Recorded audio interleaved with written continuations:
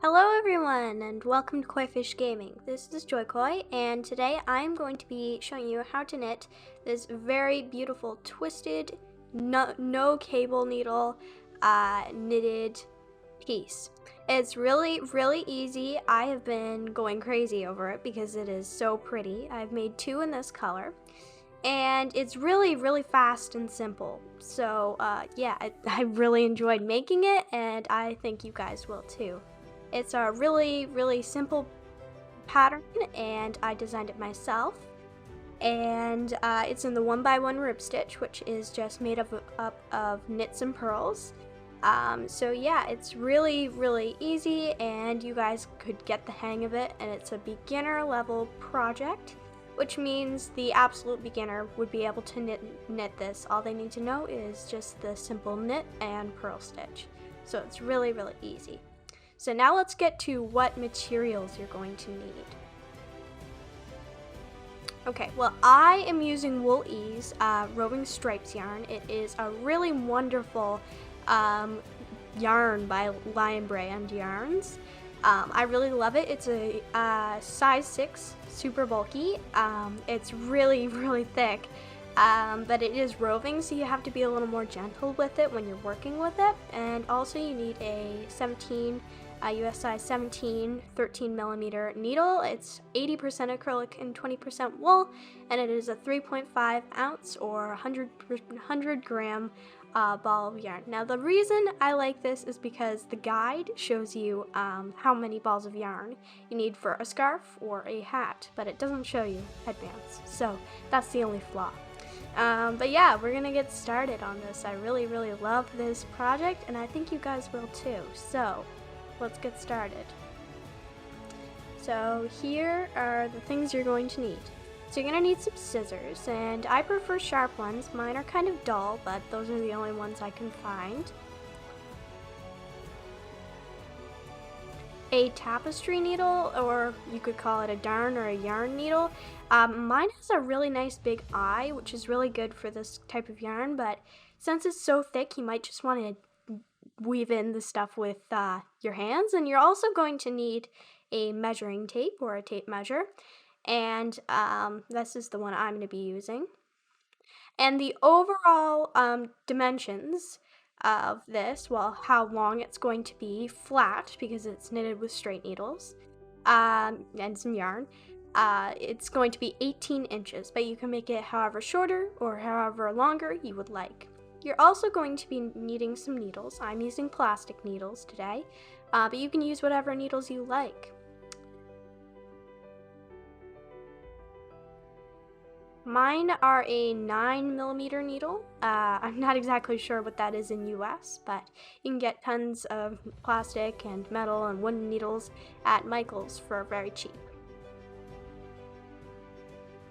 Okay, so those are all the materials you'll need for this awesome headband, and yeah, I'm very excited to get knitting because this will be my second one I've knitted, and it seems to be everyone's favorite color in this daisy color. This is called Daisy, but for the Wool Ease Roving Stripes. I like to use the inner pull, like the center pull of this yarn, because I just find it's a little better, and I just prefer it compared to the other one because I have cats, and my cats will go crazy if I use the outer pull and the yarn is flying everywhere. So yeah, let's get started. Alright, so we're going to begin by making a slip knot. So here I'm going to show you how to, and I'm going to be casting on with the what I call short tail cast on method. I don't really know the real name. So the way I make a slip knot is I wrap the yarn around my finger to make it look like an X. Then I take the yarn and I put it through, and then it makes a slip knot. Magic. But you can do it whatever way you like. As I said, I'm going to be doing the short tail cast on method. Not sure the real name, but if you know how to do certain cast on methods, you can do whatever you'd like. But I find this cast on method that I do here is the best one for this project. Okay, so the way I do it is I put it up through my thumb, and I am not going to be really showing you and breaking it down today, but this is how I'm going to do it. 4. And I'm going to be casting on 10 stitches. You can cast on, I recommend between 10 and 16 stitches, but depending on what type of yarn, if it's size 6, size 5, or size 4, worsted weight, super bulky, or bulky, it depends on how many stitches you want, or if you want it a little thinner on your ears, like not covering your ears all the way, or if you want it just really, really thick against your ears, that's completely it. So you decide, it's really what is your preference. Okay, so we're going to begin, and as I said, I'm going to be doing the 1x1 rib stitch, which is a very, very simple stitch. It's made of only knits and purls. The first stitch is a knit, so I knit English style. You might knit continental, but that's okay. So there's knit, and yarn from the back to the front, purl, front to the back, pull some yarn there, knit,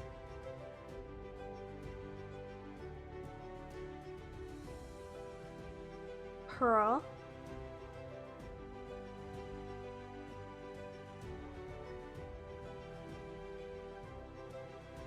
knit, and the 1x1 rib stitch, the first stitch is always going to be a knit, and then the last stitch is always going to be a purl if you have casted on an even number of stitches.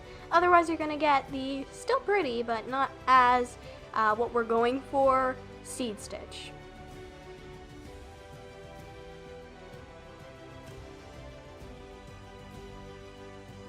Okay, knits. The second last stitch will always be a knit stitch. And purl, that's our last stitch. Now those casted on stitches might be a little tight, but that's the whole pattern. You're just going to keep repeating the knit, purl, knit, purl, knit, purl for the whole entire project, and it's really, really simple. So you can just keep doing that throughout the whole entire project.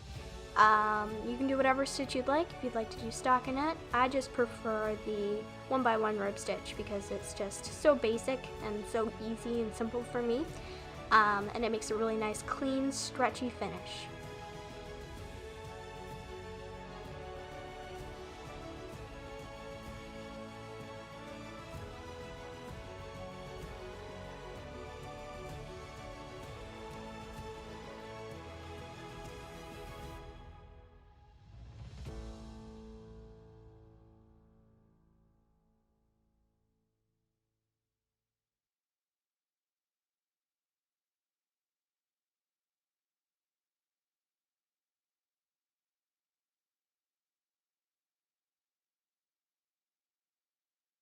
I'm going to be working this stitch until it measures about 18 inches.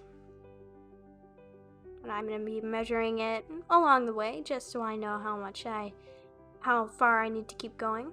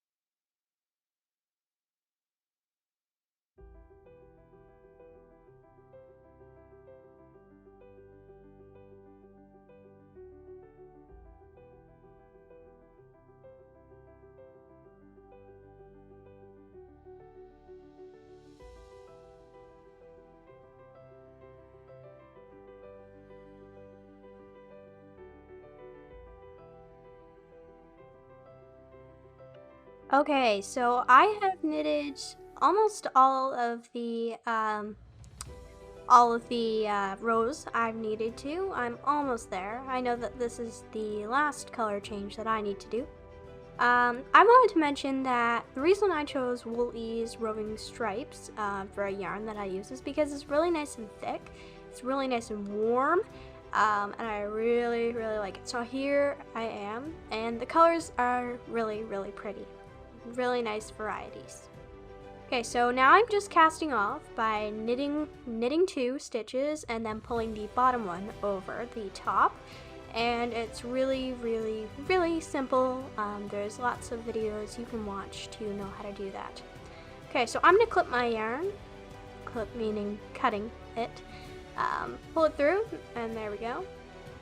Alright, so our final measurements are 18 inches. So now is the interesting part where we make that really magical twist in the middle. So you thread your yarn through the needle, and as you can see, it's a little rough on the inside, but that's why you only show the beautiful outside to that twist. Okay, so we're gonna fold it here. All right, here we got it, and that's where our arrowhead's gonna be. But these 2 ends that we have here is where the magic, the twist, will happen. Now, as I said, you don't need a cable needle for this. So it's really interesting to see how this works. So you're gonna take one of the ends and you're gonna make it almost look like a mouth. I like to think of it looking like a little mouth to an animal, or maybe a crocodile. And then on the other side, you're gonna do the exact same thing, and you're gonna put one of these sides on the other side. On the inside, and then the other on the outside. And it's honestly just making like this zigzag almost thing between the different yellows or whatever color yours is. Alright, so now I'm going to grab my needle, and this is where we're going to actually do the sewing. So this might not come too naturally. I found it kind of did for me, but it depends on the amount of experience you have knitting these kind of things. So you're gonna put them all tightly together, and I like to make sure that all of the ends are poking and really like a sandwich, all squished together. And I'm gonna take it through, make sure that all 4 of those parts are all sewed through, or weaved through, I don't know, whatever you'd like to call it. And we pull it through. All right, there we go. We have our first one. All right, so now we're going to, I'm just making this a little more secure because I don't really like to see holes near my twist. So it's completely a preference. All right, so now I'm just pulling that up a little. So we're gonna do the exact same thing. We're gonna put our needle through all 4 of those parts, like that. All right, there we go, and we're almost done. And you know when to stop. It's completely your choice when to stop. Just make sure that you have them all securely weaved through or sewn through, to make sure that you don't have those holes, unless you prefer that, but I don't find anyone really does. Okay, keep weaving that through. Okay. Alright, there we go.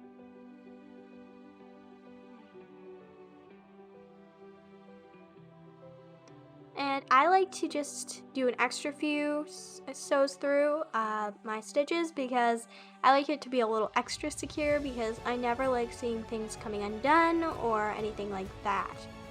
So yeah, it's a little bit of everyone's preference. I just like it to be secure because I do have a bit of my own little business, and I don't like to give things away that will just instantly fall apart.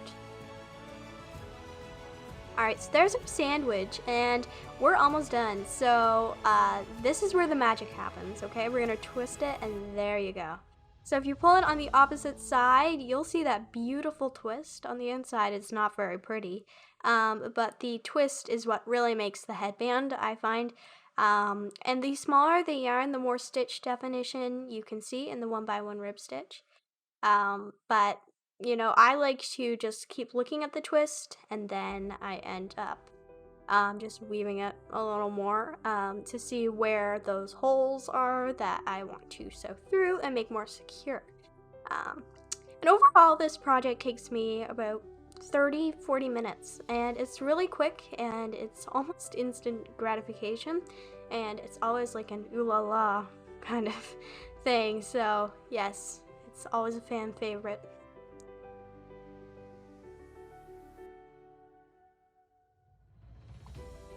There it is. I just love doing the seaming and then looking at it and seeing that twist for the first time. It's like magic. It's like getting ice cream on a really hot summer day. It's like that for me. But yeah. Now, if you are a crocheter, I will let you know that you definitely can crochet this with the slip crochet stitch. I'm not exactly sure. Double slip crochet stitch. I'm really not sure because I am not a crocheter. But you can definitely do this in that almost 1x1 rib stitch knit pattern that crocheters do. This usually is crocheted, but I wanted to put my own spin on it and make it knitted because I am a knitter, not a crocheter, but interested in crochet, that's for sure.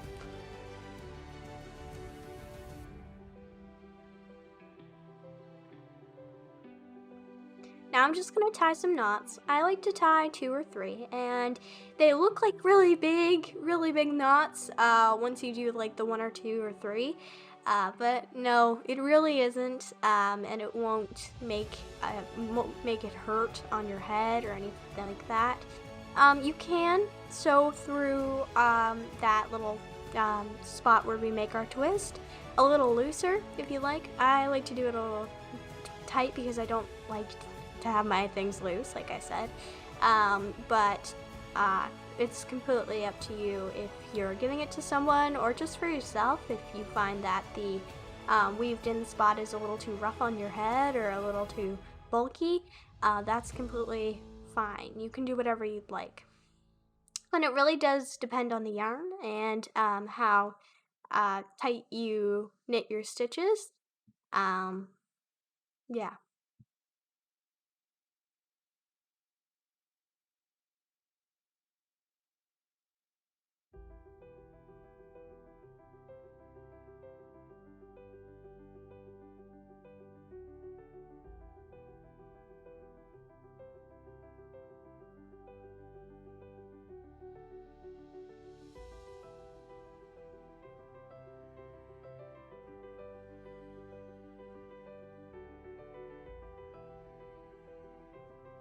Alright, last few little knots there, and we'll be done.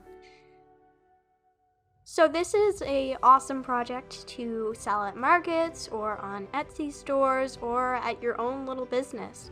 Or just to keep for yourself or give to a friend. It certainly is a lovely project. And I always enjoy knitting it. I've only knit 2. I'm sure I'm going to knit more in the future because I just love it and how fast it is. It's almost as exciting for me as hats. I am obsessed with knitting hats. But there you have it. This is in the color Daisy with the Wool Ease rubbing stripes. I barely have any yarn left. But it's really awesome to work with this yarn and create this. And I hope you guys had just as awesome of an experience as I did. So I hope you guys enjoyed, and thank you so much for watching. This is Koi Fish Gaming signing off. Bye!